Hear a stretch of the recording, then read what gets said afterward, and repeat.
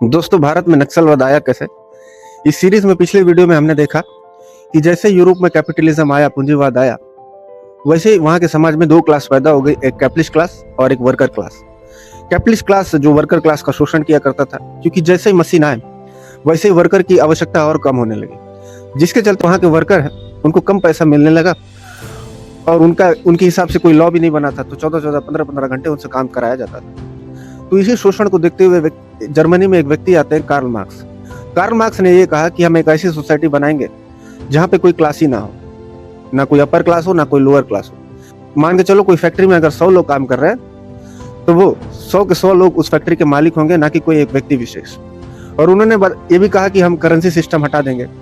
Currency system हटाने का मतलब ये है कि जिसको जितना जरूरत होगा उसको उस हिसाब से चीजें दे दी जाएंगे, करेंसी की कोई आवश्यकता होगी नहीं।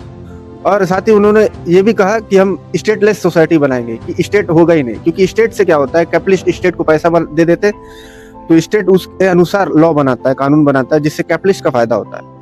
और कैपिटलिस्ट जो कि उस समय पावरफुल था भी, तो उन्होंने ये भी बताया कि वर्करों को एक साथ संगठित होना पड़ेगा और एक क्रांति लानी पड़ेगी, अपनी एक सरकार बनानी पड़ेगी, मतलब पूरा वर्कर ही उस सरकार को चलाएगा। ये सब चीज जमीन में होना बहुत मुश्किल लग रहा था, क्योंकि 100 के 100 लोग कैसे एक देश को चला सकते हैं। तो वैसे रशिया में 1917 में एक रेवोल्यूशन होता है जिसका नेतृत्व करता है व्लादिमीर लेनिन। लेनिन ने क्या किया, मार्क्स की जो विचारधारा थी उसमें थोड़ा सा चेंजेस करके उसने ये जो 100 लोग नेतृत्व कर रहे थे, उसने ये कहा कि अब 100 में से कोई एक वर्कर निकल के आएगा जो नेतृत्व करेगा। और उन्होंने वर्कर की सेना बनाई, गरीब लोगों की सेना बना के राजा के खिलाफ विद्रोह कर दिया, क्योंकि राजा गरीब लोगों का शोषण करता था। पूरी वर्कर क्लास ने लेनिन के नेतृत्व में राजा को घुटने में ला दिया, जिसके चलते रशिया में कम्युनिस्ट सरकार आ गई। कम्युनिस्ट का सीधा सा मतलब है कॉमन आदमी की सरकार, आम आदमी की सरकार।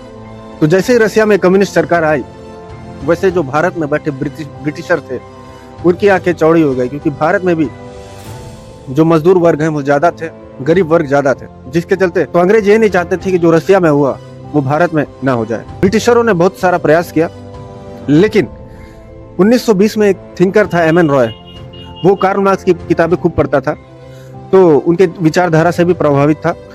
तो वो रसिया चले जाता है 1920 और वहां पे सोवियत संघ में जाके वहां से ट्रेनिंग लेता है, उनकी फिलोसॉफी को जानता है, आइडियोलॉजी को जानता है। और ये सब चीज जान के वहीं रसिया से ही भारत में एक पार्टी अनाउंस कर दी जाती है, CPI, communist party of India. और जैसे एमएन रॉय भारत आता है, वैसे वो क्या क्या करता है हम आने वाले वीडियो में जानेंगे। Thank you.